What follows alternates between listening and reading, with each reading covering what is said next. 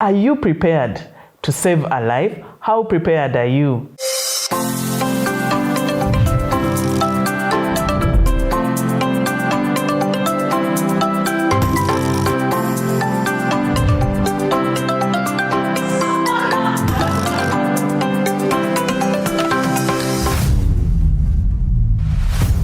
So today's conversation, we are going to talk about the myths and facts about saving a life through first aid. My name is Naba Kavanova, your host for this channel, and I'm so glad today to host Dr. Burns. You're welcome, Dr. Burns. Thank you very much. Yes. For this one, I'll even sit up a bit because it's a big deal for me. Thank you. Yeah. I can't tell you how many times we are stuck in the hospital, emergency room, or any other hospital, and somebody comes in and you're stuck between fixing what was done just before they came into the hospital, and actually treating the original injury that caused them to come to the hospital. It gets very frustrating, it gets very chaotic, especially when the wrong thing was done before the person came to the hospital. So this is a very big topic. It's very, very close to any medic's heart. And I'm excited to talk about it in a language we all understand so that we reduce on all these issues that we get in the emergency room. Thank you, doctor. Actually, you know what we usually think? We think that first aid or helping somebody in a case of an emergency is a job of you doctors and our nurses or people who work in hospitals. That's actually the biggest myth. Really? Because yeah, I think so. Injuries and illnesses happen outside of the hospital. Right. It's after that situation happens that you actually come to the hospital. So we are not out in there's not always a doctor or a nurse walking around in the event that something bites someone or somebody falls. It's us, the regular person that's always the first person to be in a situation where they need to help somebody else. So the biggest myth is that it is the job of health workers to provide first aid. And it also creates stumbling blocks because most of the time we do the wrong thing because we are in a panic. True. We do the wrong thing because we do what we've believed, because where you come from, what you have heard, what you've read on the internet, that's what you do in a state of panic when someone gets an injury. Yes. And usually, that's true. You're creating more problems. Dr. Google usually helps us. Dr. Google, Wikipedia, and yeah, you know, in social media information. Yes. Those are actually most of the time our biggest problems when somebody has an injury. So the biggest myth is the belief that it's doctors and nurses and healthcare workers who should help people. And because of that, we don't seek out information on how to help people. As regular people, and because of that you end up doing the wrong thing when something happens, because innately when somebody needs help, innately for all of us the natural instinct is to provide help. Yes. So even if you don't know, even if you don't seek out the information on how to help, when the situation happens and you're the person there, you're going to try and help. So how about we get the right information so that when it's time to help, you do the right thing. So we are glad that we are here to actually talk about this. Yeah. The information you have might be correct or it might be incorrect, but we are here to talk about it. What do we know? Is it a myth or is it a fact? And we can continue doing the same. But as Doctor has said, your desire to help someone is good, but how are you helping this person in a case of an emergency? You might be causing the problem to be even worse. So thank you very much, Doctor. But first things first, Doctor, what is first aid? Well, first aid, in the clearest of languages, is the first support It's support that you provide somebody who has either suddenly fallen ill or has had an injury before they get actual medical help. Okay. That is the simplest form I can define it. So it's the first step that you take, the first action taken when somebody has an injury or a sickness or a sudden, whatever emergency as we can know it. All right. So we are going to go deep into this conversation, Doctor. And for me, I have so many things in my mind on this topic. And for example, I've heard that when somebody takes poison or an overdose of this medication that you people give us, that the first thing you do is to give them milk. In fact, some people say give them raw eggs, try to make them vomit. Those are some of the things I've been hearing. I've never practiced, but I know that it is known, especially the milk and the raw eggs. What do you say about that? I am very glad you mentioned that you haven't done it before. Really? So it is a myth? Everything you've mentioned is a myth. God. It's the opposite of what you want to do. For starters, let me give three purposes for first aid. Okay. One is to preserve life. Okay. Save someone's life. The second is to alleviate pain, reduce pain if they have pain. The third is to protect somebody when they're unconscious. In case the emergency is it ends up unconscious, it's to protect them. I said I mentioned three, but there's a fourth one, and it's to prevent further injury. True. Oh yeah, that's right. So that's now, true. For the case of poison or an overdose that has been taken, a child has come and swallowed something, maybe common things in the house, detergent. They've drunk the liquid soap thinking it's juice. Or they've taken an actual overdose of medicine, a syrup, and they just guzzled it down. The last thing you want to do is to induce vomiting. Really? Because most of the time, most of the things that are taken as poisons are irritating. So when you take it and if you even just swallowing a tablet that's irritating, you get what we call the gag reflex. You start to feel like you want to vomit. Yes. So taking anything irritating causes irritation in the throat already. So by the time someone swallows it, there's already irritation in the throat. Now, attempting to bring it back up when there's already irritation is going to cause them to choke on what they've taken as it comes back up. And choking means things are going out of the stomach into the lungs. So a lot of the times we've had children come into hospital and they've swallowed petrol or gasoline that's used in the kerosene at home, yes. And the bigger issue is now their lungs, they need oxygen. We need to sort out a very severe pneumonia because as they vomited it out, it went into the lungs. Or as somebody tried to get them to vomit, it went into the lungs. So anything that induces vomiting when somebody has taken a poisonous substance is the wrong thing to do because you're causing further injury.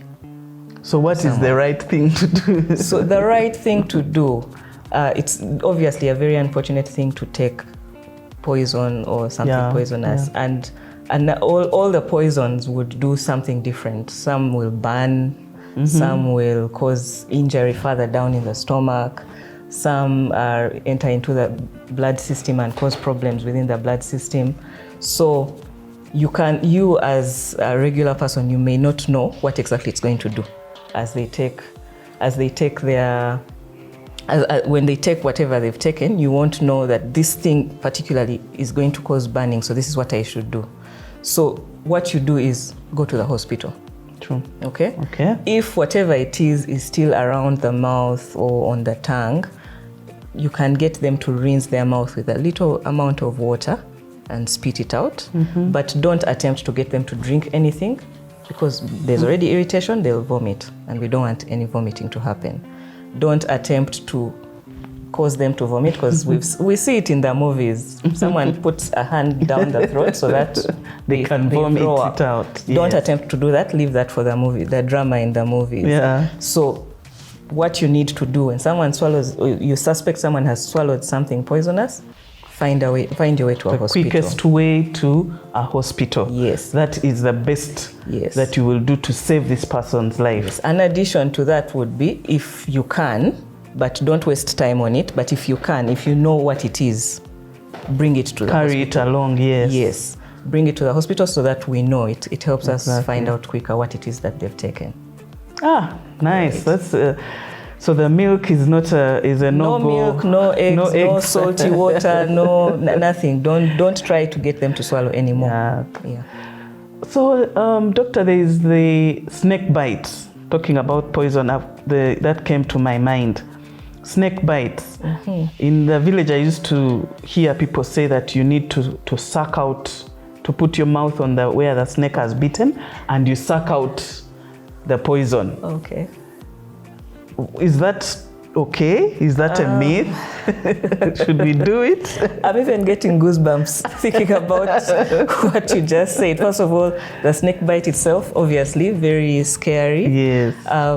But also, again, the thought when we hear a snake bite, the thought is poison. So try and remove it. Yes. But when something bites you and it has a poison in it, there is nothing you're going to do to remove that poison from wherever it is, from the bite wound. There's nothing you're going to be able to do. Even if it's a bee sting, there is nothing you can do to prevent the swelling from happening. When a bee or a wasp bites you, the swelling will still happen.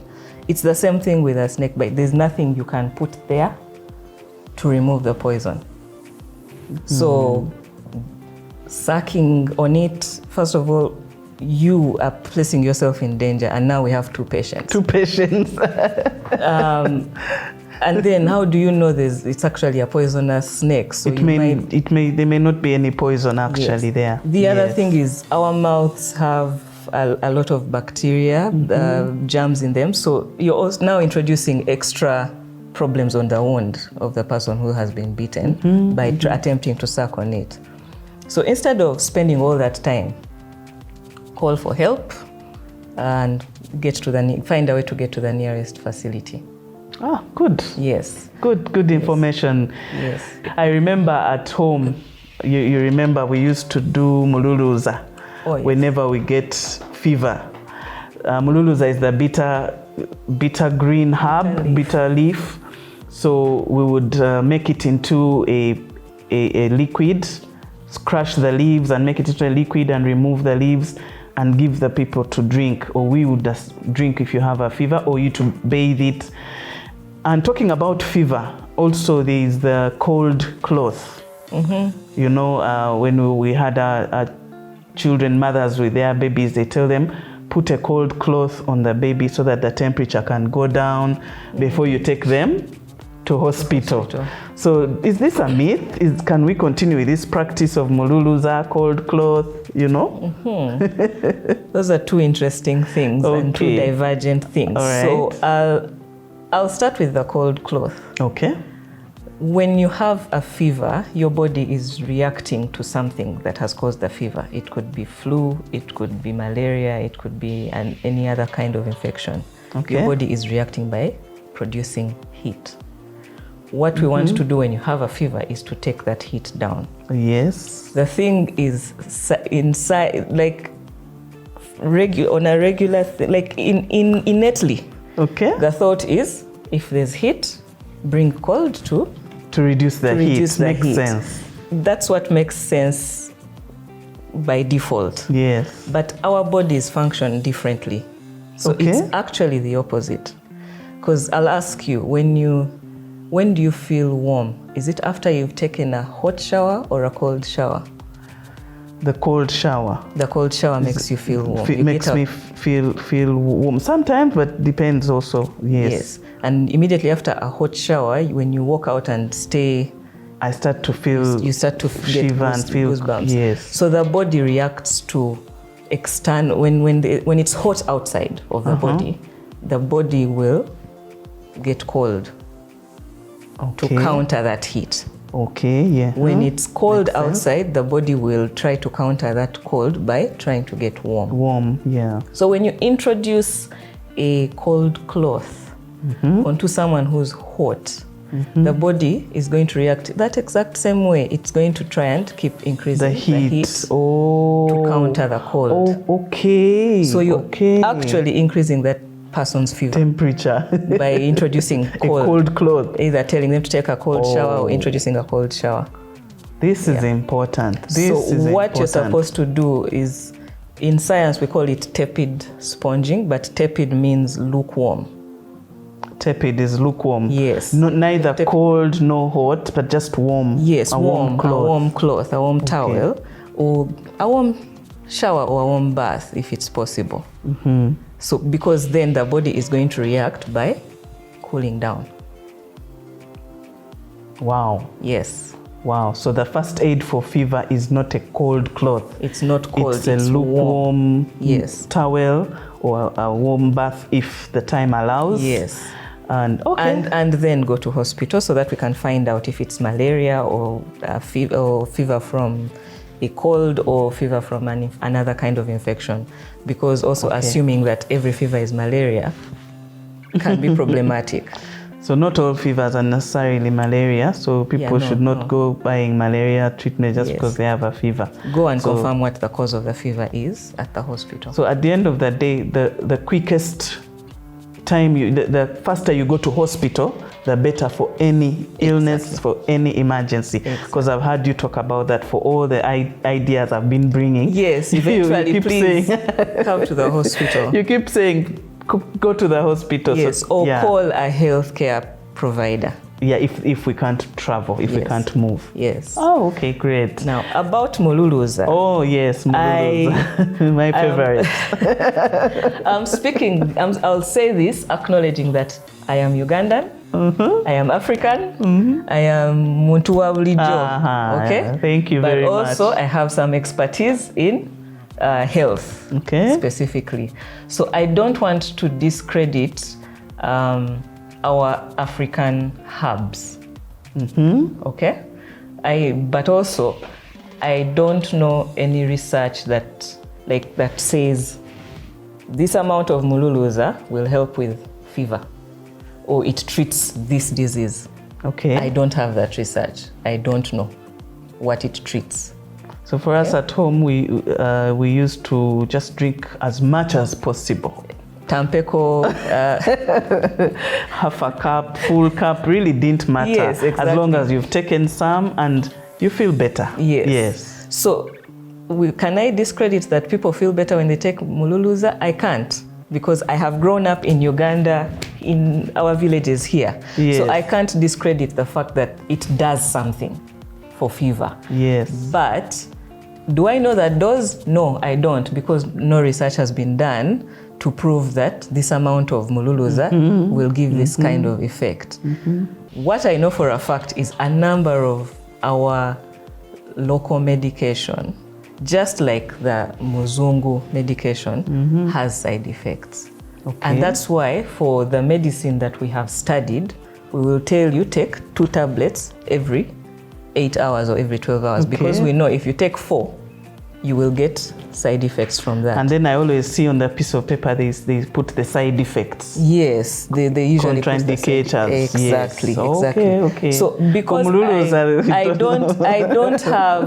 I don't have that list of side effects, contraindication, take when pregnant, give to a child under 2 years. I don't have that, so I would not recommend. In my professional opinion, I don't recommend herbs that as a treatment or as a first aid. Or as first aid for fever, like you said, because I don't know the dose, and what I know for a fact is there are side effects to taking too much of anything, any yes. medication. Too much of alcohol. And I don't know what too much. Food, too much of every good thing. And I don't know what too much mululuza would be. Yeah, makes sense. I think it makes sense. Yeah. So that's all I would say about mululuza. Please tell us in the comment section what is the dose of mululuza that can kill the malaria parasites. Tell us and talk to us once again. So, doctor, there is when we were in school, and we had a lot of girls in school who used to get nosebleeds. Yeah. And every time some of our quick colleagues would know what to do. Okay. And I can tell you, the biggest thing that we used to do is we block the nose and make sure that blood stops. Okay. Just block, hold the nose and make sure that the blood stops. Okay. Block the nose, but also tilt your head up. Tilt, yes. That or too. Actually, they would lie you on the ground. And then make sure the blood goes back over. Like this, to make sure the blood stops coming out. Yes. That's what we used to see as children. And I've probably seen a few people as grown-ups also give those kinds of instructions. So to answer whether that's a myth or a fact, I'll say some of what you said is correct and some of it is wrong. So you are doing close. half of the work. So yes, when you get a nosebleed, you want to stop the bleeding as soon as possible. Okay. And pinching the nose, that soft part of the nose, as close to, because there's a hard part, the part of the bone, and then there's that soft part. Okay. So pinching at that junction between the hard part and the soft part, because that's where most of the vessels meet, will likely reduce you, because you're putting pressure on the vessel. Okay. So it will likely stop the I didn't even know there was a science behind it. But it is science, yes. So you will likely stop the bleeding, especially if it has come because it was so hot, you have a cold, you've been sneezing a lot, so you've affected the small blood vessels in this area, so that should stop the bleeding. But tilting your head back is going to take the blood that has already come out back into the back of the throat, into the mouth, and then you'll swallow it. Wow. What's going to happen is you've tested blood. It's irritating. We don't want to see it now, later on test it. Exactly. It's irritating. So someone might throw up, someone might get a tummy ache because of the irritation from swallowing the blood.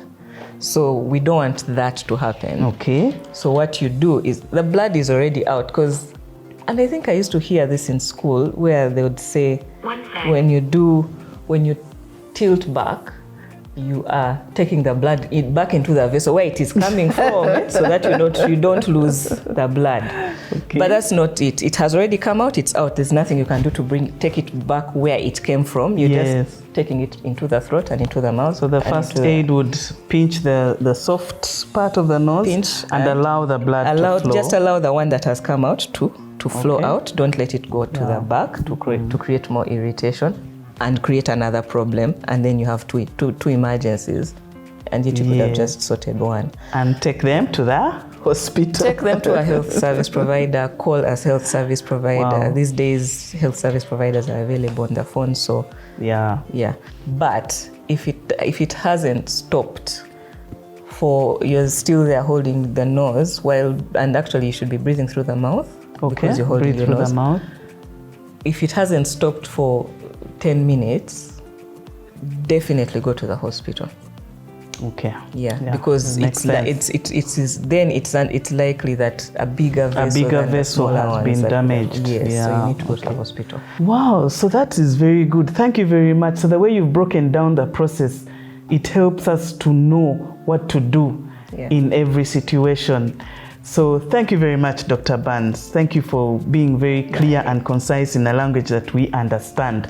My pleasure. And so friends, stay tuned. Next week we are coming back to still talk about the myths and facts with Dr. Barnes for the wounds, the scalds, the burns, the convulsions, and the hangover. Please, I'm very excited on this topic, and I'm looking forward to having you next week. Thank you very much. Bye-bye. Bye.